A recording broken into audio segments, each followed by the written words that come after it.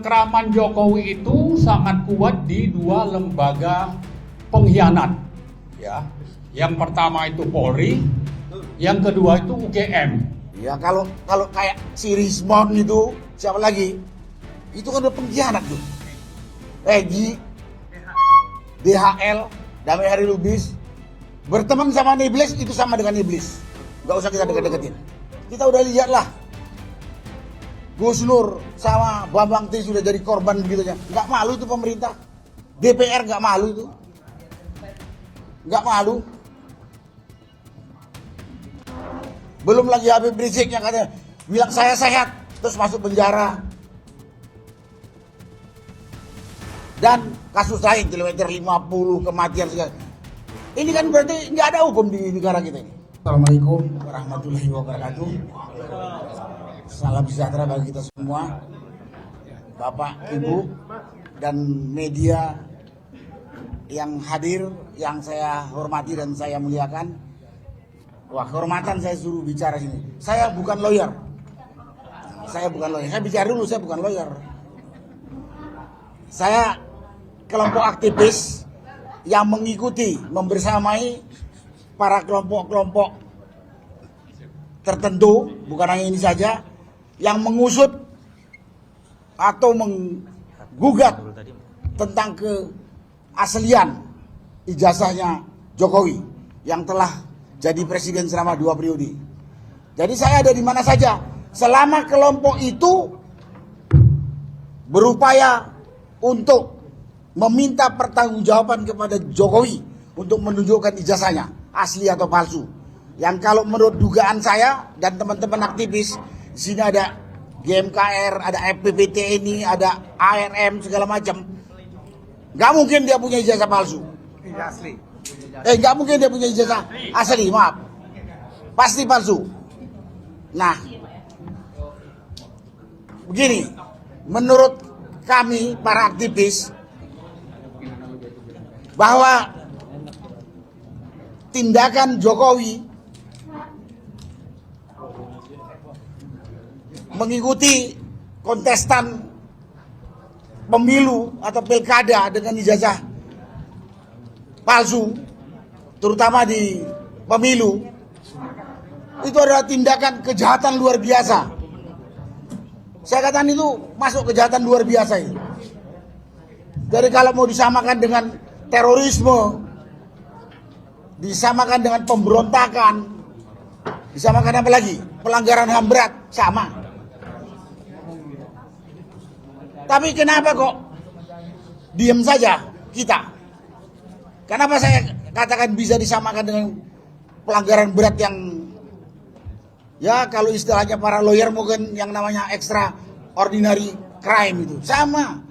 10 tahun dia jadi presiden, si Jokowi ini, dia udah merusak tatanan kehidupan bernegara.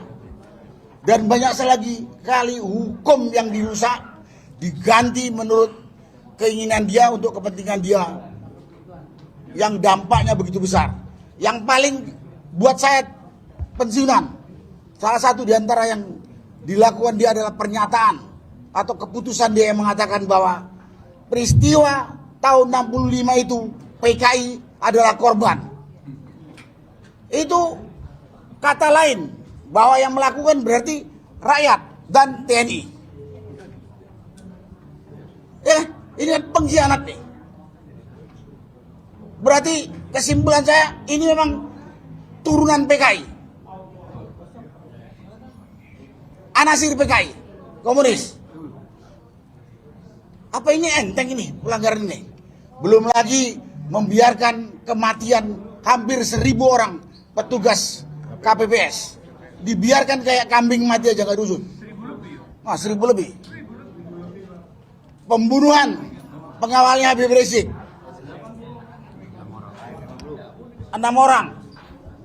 Kemudian ada kasus kematian 130 lebih penonton sepak bola di Kanjuruhan. Terus belum lagi kasusnya Bambang Tri, Gus Nur, Habib Rizik. Mereka itu menciptakan pengadilan dagelan dengan memenangkan ya kelompok dia. Jadi bukan hanya mengejar, kami ini rakyat, bukan hanya mengejar ijazah dia. Karena dengan ijazah dia itu dia udah mengobrak-ngabrik Negara Kesatuan Republik Indonesia yang berdasarkan Pancasila. Bukan hanya karena ijazahnya saja. Dan sekarang dia setelah merusak ini, dia mau melanjutkan perusakan terhadap negara kita ini dengan menempatkan anaknya sebagai wakil presiden. Yang tentunya kita juga akan minta kepada presiden sekarang Prabowo untuk bertanggung jawab. Anaknya tak lulus juga ijazahnya, sedang dikejar, dongoknya nggak ketulungan, mau jadi pemimpin. Ini kita minta pertanggungjawaban ini kepada si Jokowi ini. Memang pintu atau entry point-nya kita minta dari ijazah ini. Kita tahu ini yang melakukan kelakuan si Jokowi ini sekelompok orang, para pengkhianat yang merusak bangsa ini.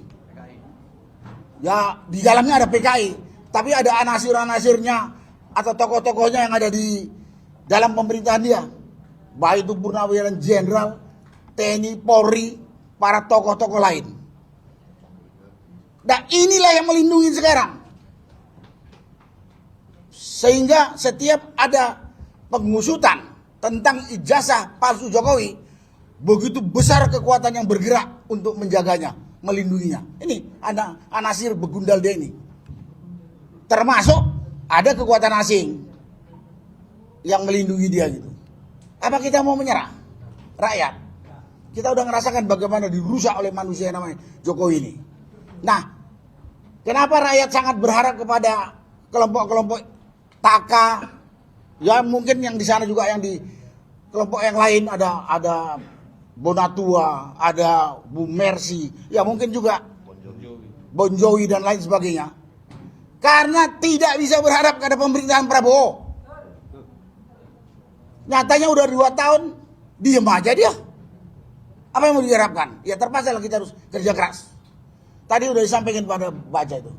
Pejuang atau pahlawan belum tentu bisa menyelesaikan tugas ini secara tuntas. Tapi kalau kita hilang dipanggil Yang Maha Kuasa, tinggalkan dunia ini, kita berharap generasi di bawah kita, anak kita melanjutkan sampai terbongkar. Ini jadi presiden sangat negatif buat kita. Di luar negeri pun jadi bahan olo-oloan Republik Indonesia ini. Gara-gara Jokowi ini. Jelek sekali. Itu yang saya katakan. Kita juga rakyat, ya saya mewakili rakyat dengan beberapa ormas yang ada di sini. Sangat berharap, kita berharap inilah yang mewakili kita untuk menegakkan kebenaran, kejujuran, dalam rangka membentuk kembali negara Indonesia yang katanya berdasar hukum, negara demokrasi. Karena kita dengar, terus terang aja kata, Presiden Prabowo dari sebelum dilantik sampai dilantik nggak tahu udah berapa puluh kali dia mengatakan akan menegakkan hukum. Kasus ini udah bergulir hampir berapa tahun? Lebih 5 tahun mungkin. Tapi Prabowo berkuasa udah hampir 2 tahun. Sedikit pun tidak ada memberi respon terhadap upaya-upaya menegakkan hukum berkaitan dengan kepalsuan ijazah manusia yang namanya Jokowi yang telah merusak bangsa ini. Karena itu kita berharap pada ini. Jadi saya aktivis akan mengikuti semua kelompok yang mengejar ijazahnya Jokowi. Yang kami yakini itu palsu. Kita akan membersamai. Tapi kita juga tidak akan mau bersatu dengan orang-orang yang kita sudah tahu nyatakan pengkhianat. Ya kalau kayak si Rismon itu, siapa lagi? Itu kan udah pengkhianat tuh.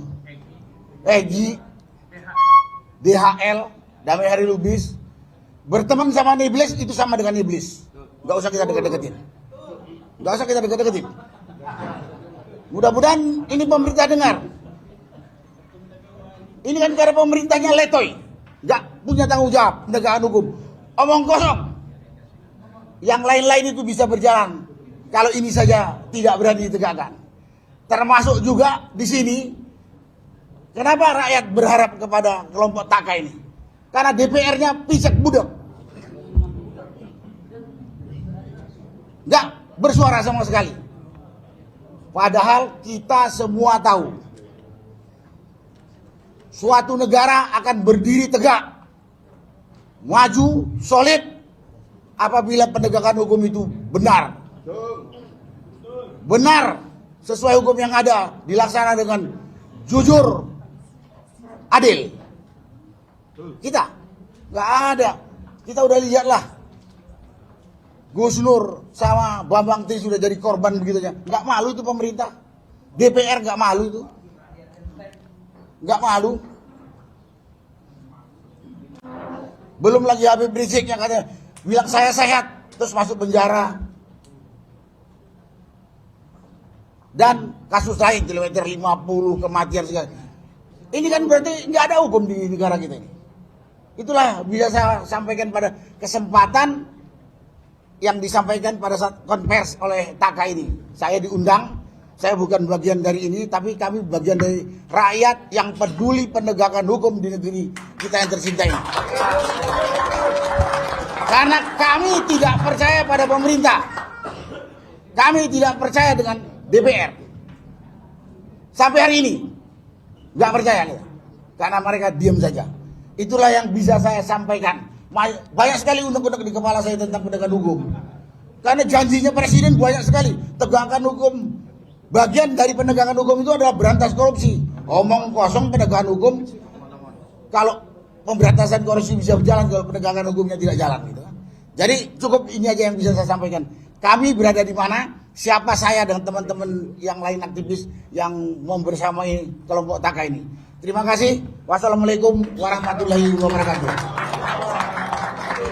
Selanjutnya langsung Bang Marwan aja biar langsung oke. Ya. Oke. Langsung Bang Marwan. Bang Marwan Batubara dari GMKR. Ya. Bang langsung dulu.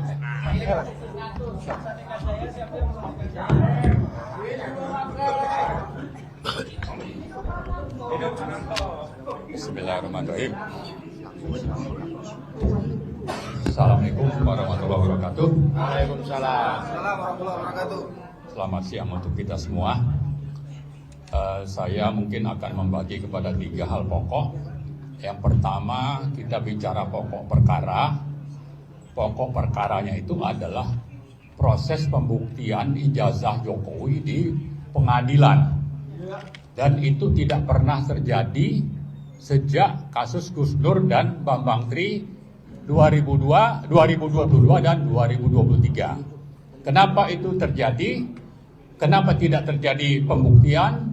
Karena memang kalau dulu itu presidennya masih Jokowi, dia bisa intervensi kemana-mana.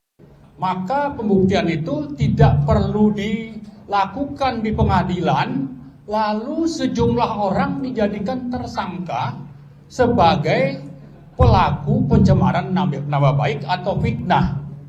Kenapa ini bisa terjadi? Karena memang rasanya yang masih jadi presiden, Jokowi itu masih jadi presiden, ya.